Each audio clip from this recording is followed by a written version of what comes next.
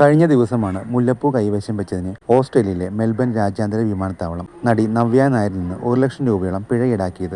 വിക്ടോറിയയിലെ മലയാളി അസോസിയേഷന്റെ ഓണപരിപാടിയിൽ പങ്കെടുക്കാനായി പോകവെയാണ് സംഭവം. ഓണപരിപാടിയിൽ സംസാരിക്കവേ നവ്യ തന്നെയായിരുന്നു ഈ അനുഭവം പങ്കുവച്ചത്.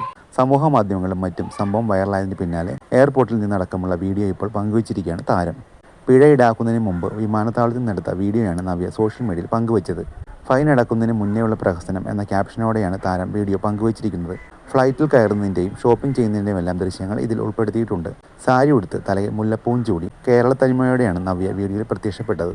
വീഡിയോയ്ക്ക് താഴെ നിരവധി പേരാണ് രസകരമായ കമൻറ്റുകൾ പങ്കുവെക്കുന്നത്. ഇക്കൂട്ടത്തിൽ നടൻ രമേഷ് പിഷാരടിയും ഉൾപ്പെടുന്നു. I am fine thank you എന്നാണ് പിഷാരടി തമാശയായി കമൻറ്റിൽ കുറിച്ചത്. കൂടാതെ ഏത് മൂഡ്, ഫൈൻ മൂഡ്, 1.25 ലക്ഷത്തിന് തല എന്നിങ്ങനെ നീളുന്നതാണ് വീഡിയോയ്ക്ക് താഴെയുള്ള കമൻറ്റുകൾ. വിക്ടോറിയയിലെ മലയാളി അസോസിയേഷന്റെ ഓണപരിപാടിയിൽ സംസാരിക്കുന്നതിനിടെയാണ് വിമാനത്താവളത്തിലുണ്ടായ അനുഭവം നവ്യ നായർ പങ്കുവച്ചത്.